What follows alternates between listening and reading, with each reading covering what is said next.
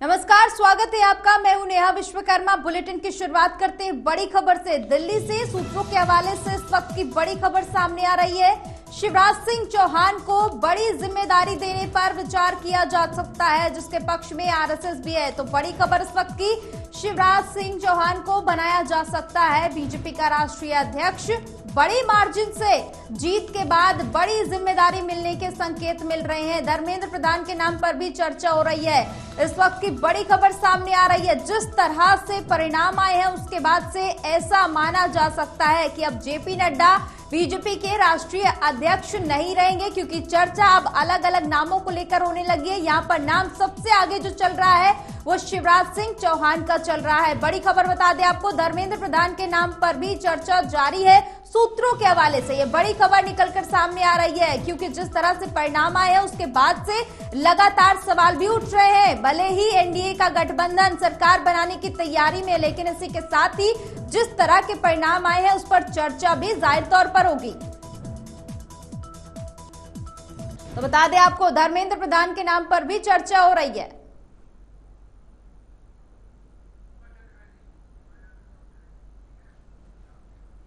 इस पर ज्यादा जानकारी के लिए संवाददाता अभिनव चतुर्वेदी जुड़ चुके हैं। अभिनव, शिवराज सिंह चौहान के नाम पर चर्चा हो रही है। जिस तरह की जीत उन्होंने हासिल की है, जाहिर तौर पर उसके बाद से पूरे देश में इसकी चर्चा हो रही है।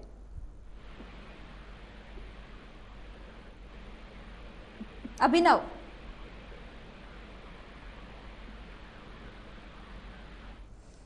तो बता दें आपको, जीत के बाद शिवराज सिंह चौहान को बड़ी जिम्मेदारी मिल सकती है। इसके पक्ष में आरएसएस भी है। इस तरह की सूत्रों के हवाले से खबरें सामने आने लगी है। बड़ी खबर है, क्योंकि जिस तरह से शिवराज सिंह चौहान ने मध्य प्रदेश के विधानसभा चुनाव में जीत हासिल की, क्योंकि देखा जाए तमाम तरह के फैक्ट्स पर चर्चा की जाए तो उन्हीं के नाम पर ही ये चुनाव जीता गया था। एक बार फिर से हमारे साथ संवाददाता अभिनव चतुर्वेदी जुड़ चुके हैं। अभिनव, शिवराज सिंह चौहान पहले तो विधानसभा में कमाल करते हैं, अब लोकसभा चुनाव में जितने बड़े मार्जिन के साथ उन्होंने जीत हासिल की है, जाहिर तौर पर बड़े फैसले लिए जा सकते हैं।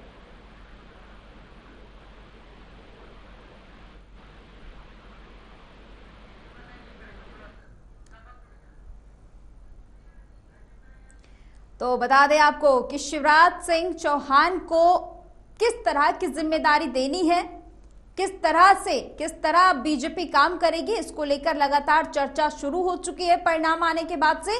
और यहाँ पर जो बड़ी खबर निकलकर सामने आ रही है सूत्रों के हवाले से, वो ये है कि बीजेपी के राष्ट्रीय अध्यक्ष जेपी नड्डा, जिनके नेतृत्व में, जिनकी देखरेख में 2024 का लोकसभा चुनाव लड़ा गया है, ऐसा हो सकता है कि अब ये जिम्मेदारी शिवराज सिंह चौहान को दे दी जाए, क्योंकि शिवराज सिंह चौहान के नाम की चर्चा हो रही है कि उन्हीं को बीजेपी का राष्ट्रीय अध्यक्ष नियुक्त कर दिया जाए। नाम और भी है, लेकिन शिवराज सिंह चौहान का नाम सबसे आगे चल रहा है। उसका कारण यह है कि जिस तरह से विधानसभा चुनाव में उन्होंने बड़ी जीत हासिल की थी, इसी के साथ ही अब लोकसभा में भी बेहतर प्रदर्शन हुआ है।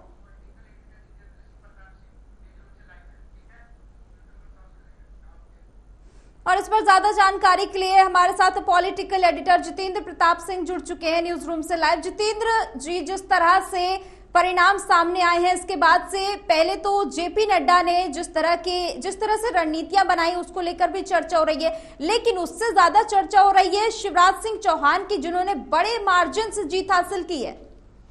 बिल्कुल नेहा, अगर रणनीति की बात करें तो कहीं ना कहीं जेपी नड्डा की जो रणनीति रही है इस बार के लोकसभा चुनाव में पूरी तरीके से विफल साबित हुई है। और यही कारण है कि भारतीय जनता पार्टी अब चाहता है कि उसका नेतृत्व किसी भी स्थिति में बदला जाए, क्योंकि जेपी नड्डा एक के बाद एक लगातार ऐसे बयान दे रहे थे जिसको पार्टी को कहीं ना कहीं जो है नुकसान उठाना पड़ा है। और इसको लेकर के संघ जो है सबसे ज़्यादा नाराज था जेपी नड्डा के बयान से। जेपी नड्डा ने इंडियन एक्सप्रेस को चुनाव से मध्य चुनाव के बीच में एक बयान दिया था। उन्होंने कहा था कि आरएसएस जो है एक सिर्फ और सिर्फ उनके लिए एक आइडियोलॉजिकल थिंक टैंक है, यानी कि सिर्फ एक वैचारिक तौर पे ही आरएसएस जो है बीजेपी के साथ है, बाकी आरएसएस का कोई भी कंट्रोल या नियंत्रण बीजेपी के ऊपर नहीं है। इसको लेकर के संघ में काफ़ी ज़्यादा नाराजगी देखी जा रही थी और हो सकता था कि इसके बाद से ही जो है संघ ने यह तय कर लिया था कि जेपी नड्डा को पार्टी के राष्ट्रीय अध्यक्ष पद से हटाया जाएगा। हालांकि जेपी नड्डा का कार्यकाल इसी साल के 30 इसी इसी महीने के 30 जून को समाप्त हो रहा है। तो ये भी एक बड़ा फैक्टर है कि जेपी नड्डा को दूसरा कार्यकाल पार्टी नहीं दे सकती है। और साथ ही साथ जेपी नड्डा के नेतृत्व में बीजेपी ने जो पूरे लोकसभा चुनाव को लड़ा है उसमें भी कोई खास अच्छा प्रदर्शन बीजेपी का नहीं रहा है। जो पार्टी 2019 के लोकसभा चुनाव में 303 सीटें जीती थी, वही पार्टी इस बार के लोकसभा के चुनाव में 240 सीटों पर आकर के सिमट गई है। वही अगर शिवराज सिंह चौहान की बात करें तो शिवराज सिंह चौहान के नेतृत्व में इस बार विधानसभा चुनाव भी लड़ा गया और बीजेपी ने भारी बहुमत के साथ वहां पर चुनाव जीती। और हालांकि शिवराज सिंह चौहान को मुख्यमंत्री नहीं बनाया गया, लेकिन विदिशा से वो लोकसभा का चुनाव जीते और इस बार उन्हें रिकॉर्ड तोड़ मतों के साथ उन्होंने अपनी जीत दर्ज करवाई है लोकसभा में। और 1991 की बात करें, 98 की बात करें, 2002 की बात करें, लगातार जो है विदिशा सीट से शिवराज सिंह चौहान जो है अपनी जीत दर्ज करते रहे। इसके अलावा सबसे बड़ी बात यहाँ पर एक ये भी है कि इस बार के चुनाव की अगर बात करें तो उत्तर प्रदेश में जो ओबीसी वर्ग का जो वोट है, जो गैर यादव ओबीसी की मैं बात यहां पर कर रहा हूं, वो खसक करके और सपा के पाले में चला गया है और इसका एक बड़ा नुकसान जो है बीजेपी को उठाना पड़ा है। और चूंकि शिवराज सिंह चौहान ओबीसी वर्ग से आते हैं, इसलिए बीजेपी चाहती है कि जो ओबीसी वोट बीजेपी के खाते से जो खसका है उसको कम से कम शिवराज सिंह चौहान को पार्टी का नेतृत्व देकर के एक बार उसकी भरपाई की जा सके। इसलिए शिवराज सिंह के नाम की चर्चा इस वक्त अभी जोरों पर है। और साथ ही साथ मैं आपको ये भी एक नया अपडेट दे दूं कि जेपी नड्डा के आवास पर सुबह 11 बजे से लगातार वहां पर बैठकों का दौर जारी है, जहां पर खुद जेपी नड्डा, इसके अलावा संघ के बिल्कुल जितेंद्र, बैठकों का दौर भी शुरू हो चुका है, क्योंकि जिस तरह की बीजेपी की परफॉर्मेंस आई है इसका ठीकरा भी किसी न किसी के सर पर फोड़ना होगा। फिलहाल बहुत बहुत शुक्रिया ज्यादा जानकारी के लिए। और इस पर लगातार हमारे साथ अब अभिनव चतुर्वेदी एक बार फिर से जुड़ चुके हैं। अभिनव, जिस तरह की खबरें सामने आ रही हैं, क्योंकि जीत की जो चर्चा है शिवराज सिंह चौहान की वो तो पूरे देश में हो रही है, लेकिन राष्ट्रीय अध्यक्ष बनाए जाने की जो चर्चा है, ये कितनी खबर कितनी पुख्ता है और क्या कुछ जानकारी है इस पर? जी नेहा, मैं आपको अपने दर्शक बता दूं कि मध्य प्रदेश के मुख्यमंत्री पद पर 17 साल से ज्यादा काबिज रहने के बाद शिवराज सिंह चौहान फिर से अपनी पुरानी सीट परंपरागत सीट विदिशा से लोकसभा चुनाव फिर से लड़े थे। अब की बार वो उन्होंने सिक्सर लगाया जीत का, यानी 6वीं बार वो विदिशा लोकसभा सीट से सांसद बने हैं। मैं आपको बता दूं नेहा कि इस बार रिकॉर्ड तोड़ वोटों से शिवराज सिंह चौहान ने विदिशा लोकसभा सीट से जीत हासिल की है। मैं आपको बता दूं कि 8 लाख से ज्यादा वोटों से शिवराज सिंह चौहान ने ये विदिशा लोकसभा सीट का चुनाव जीता है और देश में, भारत भर में, अखिल भारतीय स्तर पर ये तीसरे नंबर की बड़े मार्जिन से जीतने का रिजल्ट बताया जा रहा है। और सबसे बड़ी बात, जो किसी भी कैंडिडेट को मिलने वाले वोट शेयर, डलने वाले वोट शेयर और मिलने वाले वोट शेयर में देश में सबसे ज्यादा वोट शेयर पाने का ये शिवराज सिंह चौहान का रिकॉर्ड बताया जा रहा है। मैं आपको बता दूं कि नरेंद्र मोदी जब लोकसभा चुनाव के दौरान मध्य प्रदेश में दौरे पर थे और विदिशा लोकसभा के दौरे पर आए थे, तो वहां आम सभा में एक उन्होंने जनता के सामने साफ कह दिया था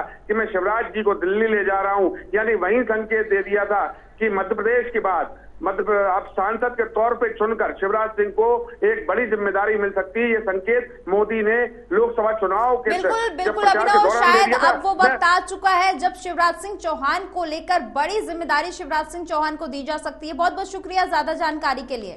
एक और बड़ी खबर बता दें आपको, राहुल गांधी को लेकर बड़ी खबर है इस वक्त की, नेता विपक्ष बन सकते हैं राहुल गांधी। सूत्रों के हवाले से ये बड़ी खबर है, कांग्रेस के अंदर राहुल के नाम पर चर्चा हो रही है, जल्द ही कांग्रेस संसदीय दल की बैठक भी कर सकती है। तो बड़ी खबर है, जिस तरह के परिणाम सामने आए हैं उससे लगातार उसके बाद से सियासी हलचल बढ़ती जा रही है। एक और देखा जा रहा है एनडीए के दल में बैठकों का दौर जारी है, वहां पर भी तमाम बड़े बदलाव देखे जा सकते हैं। इस बीच बता दें आपको ये बड़ी खबर है, जल्द ही कांग्रेस संसदीय दल की बैठक कर सकती है और बड़ा फैसला सामने आ सकता है राहुल गांधी को लेकर। इस वक्त की बड़ी खबर बता दें आपको, राहुल गांधी को लेकर ये बड़ी खबर है, बड़ी जिम्मेदारी दी जा सकती है, क्योंकि सूत्रों के हवाले से इस तरह की खबरें हैं। नेता विपक्ष बन सकते हैं राहुल गांधी। कांग्रेस के अंदर राहुल गांधी के नाम पर चर्चा हो रही है, चर्चाओं में कितनी सच्चाई है ये तो तभी साबित होगा जब आकर इस पर स्पष्टीकरण दिया जाएगा। लेकिन फिलहाल ये बड़ी खबर है, नेता विपक्ष बन सकते हैं राहुल गांधी।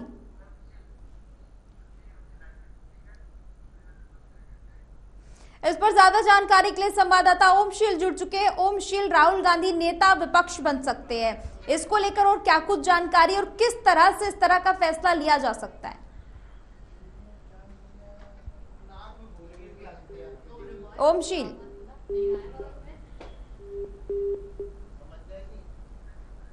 ओमशील से हम लगातार इस पर चर्चा करेंगे, लेकिन फिलहाल आपको बता दें कि कांग्रेस के अंदर राहुल गांधी के नाम की चर्चा हो रही है। सूत्रों के हवाले से एक खबर सामने आ रही है, जल्द ही कांग्रेस संसदीय दल की बैठक भी शुरू हो सकती है। नेता विपक्ष राहुल गांधी बन सकते हैं। जिस तरह के परिणाम सामने आए हैं उसके बाद से जाहिर तौर पर विपक्ष में भी ऊर्जा आ चुकी है और इसके बाद से लगातार बैठकों का दौर जारी है। बड़े बड़े फैसले लिए जा सकते हैं। फिलहाल बता दें आपको, नेता विपक्ष बन सकते हैं राहुल गांधी। सूत्रों के हवाले से ये बड़ी खबर सामने आ रही है।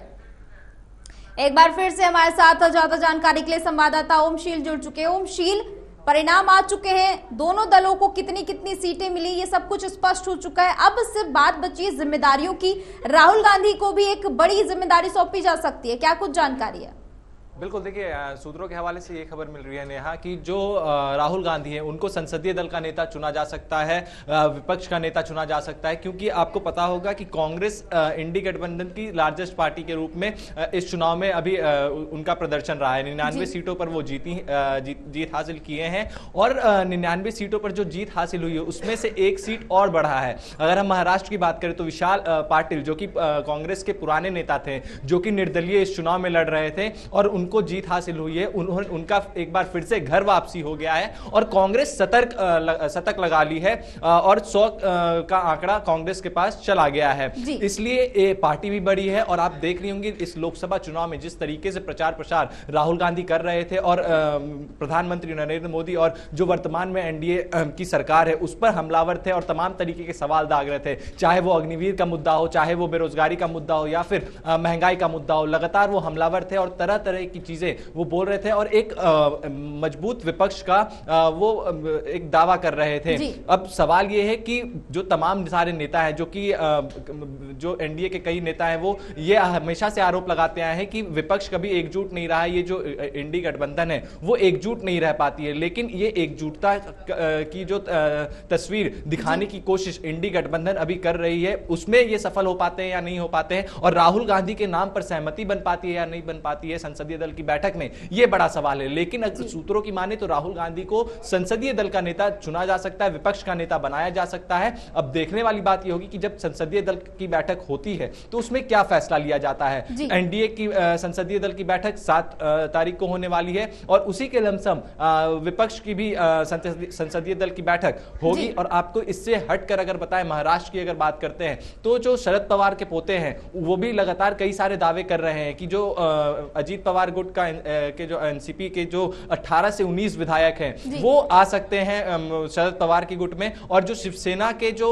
सांसद है 7 सांसद हैं उनमें से 5 उद्धव ठाकरे के संपर्क में हैं। तो ये काफी बड़ा सवाल है। जो अटकलें लगाए जा रहे हैं कि जो बहुमत के आंकड़े से कुछ कम है और निर्णायक भूमिका में 2 लोग तो हैं ही, चाहे वो नीतीश कुमार की बात कर लें या चंद्रबाबू नायडू की बात कर लें। तो अगर शिवसेना एकनाथ शिंदे गुट से 5 सांसद अगर आ जाते हैं तो इंडिया गठबंधन के लिए काफी ये पॉजिटिव साइन रहने वाला है। अब देखने वाली बात ये होगी कि यही देखना होगा कि सभी दलों की एक साथ सहमति बन पाती है नहीं। बहुत बहुत शुक्रिया ज्यादा जानकारी के लिए। वहीं एक और बड़ी खबर, महाराष्ट्र में आज बैठकों का दौर जारी है लगातार, जिसके परिणाम आने के बाद से बैठकों का दौर शुरू हो चुका है। अजीत पवार की नेताओं के साथ 2 बैठकें हैं, पहले मंत्री फिर विधायक दल की बैठक होगी। थोड़ी देर में शिंदे के सांसदों के साथ भी बैठक है। तो बड़ी खबर महाराष्ट्र से, सीएम शिंदे की आज अपने सांसदों के साथ बैठक होगी। मुंबई में दोपहर 1 बजे सीएम आवास पर बैठक होनी है। बैठक के बाद सांसदों के साथ दिल्ली आएंगे शिंदे। तो वहीं 2 बजे शरद पवार की सांसदों के साथ बैठक होगी। एनसीपी अजीत गुट की भी आज बैठक होगी। शरद पवार भी अपने सांसदों से मुलाकात करेंगे। देवेंद्र फडणवीस भी आज दिल्ली आएंगे। प्रधानमंत्री मोदी अमित शाह से मिल सकते हैं फडणवीस। बड़ी खबर इस वक्त की, फडणवीस ने कल इस्तीफे की पेशकश की थी, अपने ऊपर हार की जिम्मेदारी ली थी। कहा था कि महाराष्ट्र में हार की जिम्मेदारी मैं लेता हूं, इस्तीफे की भी पेशकश की थी। और इसी बीच बड़ी खबर बता दें आपको, तमाम राज्यों से दिल्ली आने का जो सिलसिला है वो थमने का नाम नहीं ले रहा है। लगातार देखा जा रहा है, चाहे इंडिया गठबंधन के बड़े नेता हो या फिर एनडीए के, लगातार दिल्ली आ रहे हैं, शीर्ष नेतृत्व के साथ चर्चा कर रहे हैं। इसी बीच बता दें आपको, पहले मंत्री फिर विधायकों के साथ बैठक की जाएगी। थोड़ी देर में शिंदे सांसदों के साथ भी बैठक करेंगे। बड़ी खबर, सीएम शिंदे की आज अपने सांसदों के साथ बैठक होगी। बैठक में चर्चा भी होगी। मुंबई में दोपहर 1 बजे सीएम आवास पर बैठक होगी।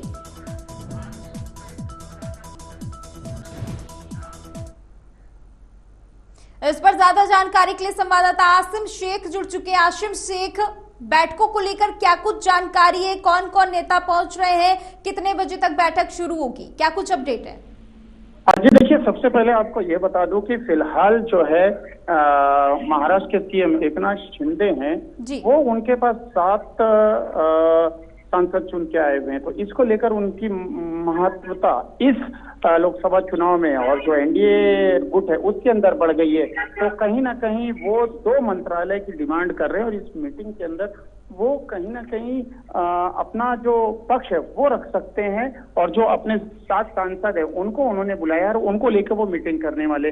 वही महाराष्ट्र की राजनीति में एक अलग ही उथल पुथल मचा हुआ है, क्योंकि एक दिन पहले जैसे ही लोकसभा चुनाव का रिजल्ट डिक्लेयर होता है, महाराष्ट्र के डिप्टी सीएम देवेंद्र फडणवीस, उन्होंने नैतिकता के आधार पर इस हार की जिम्मेदारी ली थी और उन्होंने डिप्टी सीएम पद से इस्तीफा देने का फैसला कर लिया था। लेकिन कहीं ना कहीं महाराष्ट्र के अंदर जो बीजेपी की हार हुई है, जो महाराष्ट्र के वरिष्ठ नेता है वो कह रहे हैं और देवेंद्र फडणवीस को मनाने की तैयारी चल रही है कि आप रिजाइन ना करिए, क्योंकि हार जो है वो संगठन की होती है, ना कि वो एक नैतिकता के आधार पर किसी एक शख्स की। तो फिलहाल अभी सीएम एकनाथ शिंदे वो मीटिंग कर सकते हैं और आगे की रणनीति जो है कैबिनेट में मिनिस्ट्री भी वो मांग सकते हैं। आसिम शेख, खबरें इस तरह की भी सामने आ रही है कि शिंदे गुट के कुछ सांसद उद्धव ठाकरे के संपर्क में है, क्या इसको लेकर और कोई अपडेट है आपके पास? जी देखिए, आपको ये बता दूं कि फिलहाल अभी तोड़ जोड़ की राजनीति शुरू है कि किसकी सरकार बनती है। ये सिर्फ सूत्र ही बता रहे हैं कि जो 7 में से 4 जो सांसद हैं शिंदे गुट के, वो कहीं ना कहीं संपर्क में, लेकिन इसकी कोई आधिकारिक तौर पर पुष्टि नहीं है, लेकिन सिर्फ ये सूत्र ही बता रहे हैं और इस तरह का दावा कर रहे हैं। तो अभी फिलहाल हमें वेट एंड वॉच की पॉलिसी करना पड़ेगा कि जब तक कि मेजोरिटी साबित नहीं हो जाती है और सरकार बनाने के लिए पूरी तरह से एनडीए अपना मेजोरिटी साबित नहीं कर लेती है। बिल्कुल बिल्कुल आसिम शेख, बहुत बहुत शुक्रिया ज्यादा जानकारी के लिए। वही बता दें आपको कि दिल्ली से इस वक्त की बड़ी खबर सामने आ रही है। दिल्ली में हार के बाद आपकी बड़ी बैठक होगी। बड़ी खबर बता दें आपको, सभी विधायकों को सीएम आवास बुलाया गया है। आज शाम विधायकों की सीएम आवास पर मीटिंग हो रही है। शाम 5 बजे सीएम आवास पर ये अहम बैठक होगी। तो बड़ी खबर बता दें आपको, दिल्ली में 7 लोकसभा सीटों पर जिस तरह से बीजेपी ने जीत हासिल की है, उसके बाद से आम आदमी पार्टी अब इस पर चिंतन करने की ओर अग्रसर है। शाम को करीब 5 बजे सीएम आवास पर बड़ी बैठक होने वाली है। बड़ी खबर बता दें आपको, दिल्ली से सामने आ रही है, जहां पर तमाम बड़े नेता इस बैठक में आज नजर आने वाले हैं। आम आदमी पार्टी की बड़ी बैठक होगी दिल्ली में हार के बाद। आपकी ये बड़ी बैठक है जो सीएम आवास पर होगी, सभी को बुलाया गया है।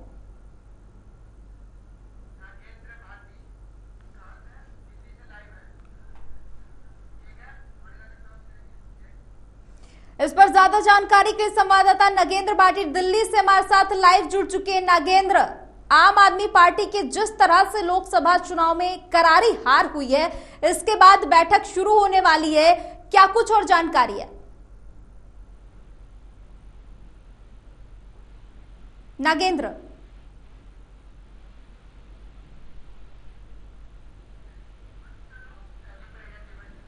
तो बता दें आपको, सभी विधायकों को सीएम आवास पर बुलाया गया है। लगातार पल पल का अपडेट दे रहे हैं हम आपको, किस तरह से आम आदमी पार्टी की 7 लोकसभा सीटों पर करारी हार हुई है। इसके बाद से अब चर्चाओं का दौर शुरू हो गया है। दिल्ली में हार के बाद आम आदमी पार्टी की ये बड़ी बैठक होगी जो शाम को करीब 5 बजे होगी। सभी विधायकों को सीएम आवास पर बुलाया गया है और हार पर चर्चा की जाएगी। आज शाम को विधायकों को सीएम आवास पर बुलाया गया है। यहाँ पर तमाम बड़े चेहरे आज आम आदमी पार्टी के नजर आने वाले हैं।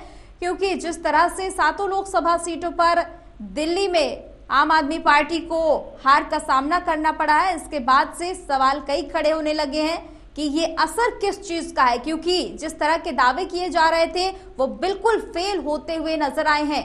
शाम को करीब 5 बजे सीएम आवास पर अहम बैठक होने जा रही है। देखना होगा बैठक के बाद किस तरह की प्रतिक्रियाएं निकलकर सामने आती हैं, हार की जिम्मेदारी कौन लेता है। लेकिन फिलहाल इस वक्त की बड़ी खबर है, जिस तरह की हार हुई है उसके बाद से चर्चाओं का दौर शुरू हो चुका है। आज शाम को विधायकों की सीएम आवास पर बैठक होगी। यहाँ पर शाम को करीब 5 बजे सीएम आवास पर सभी विधायक पहुंचेंगे। इसके बाद चर्चा शुरू होगी और देखना होगा किस तरह का फैसला लिया जाता है, क्या कुछ गहन मंथन होता है। उसके बाद देखा जाएगा कि किस तरह से इसमें और क्या कुछ जानकारी निकलकर सामने आती है। बैठक के बाद कौन कौन बड़े चेहरे नजर आने वाले हैं, तो बता दें आपको शाम को करीब 5 बजे सीएम आवास पर यह बैठक होगी। बैठक में जिस तरह की हार हुई है आम आदमी पार्टी की, उस पर चर्चा भी की जाएगी। असर किस चीज का है यह हार का, वो देखना होगा।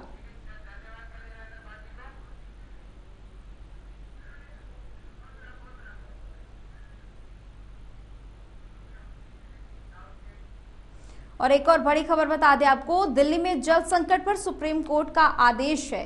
हिमाचल को 137 क्यूसेक पानी छोड़ने का आदेश दिया गया है।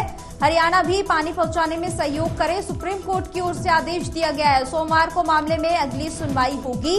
बड़ी खबर बता दें आपको, सुप्रीम कोर्ट ने गर्मी की मार से त्रस्त दिल्ली के लिए राहत का रास्ता बना दिया है। सुप्रीम कोर्ट ने हिमाचल प्रदेश को 137 क्यूसेक पानी छोड़ने का आदेश दिया है, जिसके बाद अब हिमाचल प्रदेश शुक्रवार से पूरे महीने दिल्ली के लिए पानी छोड़ेगा। सुप्रीम कोर्ट ने यह भी कहा है कि हरियाणा उसमें कोई रोड़ा नहीं अटकाएगा। सुप्रीम कोर्ट ने साफ कर दिया है कि दिल्ली में किसी भी तरह से पानी की बर्बादी ना हो, इस बात का खास ध्यान रखा जाए। हिमाचल सरकार शुक्रवार से पानी रिलीज करे। यमुना रिवर फ्रंट बोर्ड इस बात पर ध्यान देगा कि कितना पानी आया है।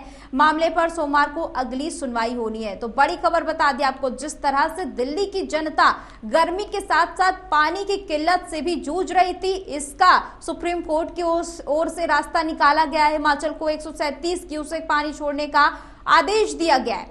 हरियाणा को भी इस पूरे मामले में सुप्रीम कोर्ट की ओर से कहा गया है कि हरियाणा सरकार इस पर सहयोग करे। सोमवार को मामले में अगली सुनवाई होगी, लेकिन ये दिल्ली वालों के लिए बड़ी राहत की खबर है। इस पर ज्यादा जानकारी के लिए संवाददाता नागेंद्र भाटी दिल्ली से हमारे साथ लाइव जुड़ चुके हैं। नागेंद्र, सुप्रीम कोर्ट की ओर से दिल्ली वासियों के लिए एक बड़ी राहत की खबर सामने आई है, और क्या कुछ जानकारी है इस पर? बिल्कुल, देखिए दिल्ली सरकार की तरफ से गर्मी को देखते हुए एक्स्ट्रा पानी की मांग की थी और सुप्रीम कोर्ट इसके लिए दिल्ली सरकार गई थी। अब सुप्रीम कोर्ट ने इस पर फैसला सुनाते हुए हिमाचल सरकार ने कहा है कि 135 क्यूसेक पानी है वो दिल्ली को दे हरियाणा के जरिए, और हरियाणा की नहरों के जरिए यमुना के वजीराबाद तक पानी आएगा। उसके बाद दिल्ली के लोगों तक पानी पहुंचेगा। तो इसके लिए स्पष्ट किया गया है सुप्रीम कोर्ट की तरफ से कि दिल्ली सरकार को भी इस पर ध्यान देना होगा कि पानी की किसी तरह की बर्बादी ना हो। साथ ही साथ हरियाणा गवर्नमेंट से भी कहा गया है कि आपने अपर यमुना रिवर बोर्ड जो है उसको ऐसी कोई जानकारी नहीं दी है कि हरियाणा में भी पानी की कोई किल्लत है जिसके चलते हुए वो दिल्ली को पानी नहीं दे रहे हैं। तो ये तमाम चीजें हैं। अब सुप्रीम कोर्ट ने कहा है कि बिल्कुल नागेंद्र, जिस तरह से दिल्ली वासियों को भारी परेशानी का सामना करना पड़ रहा था, अब शायद थोड़ी सी राहत मिलती हुई नजर आएगी। फिलहाल बहुत बहुत शुक्रिया ज्यादा जानकारी के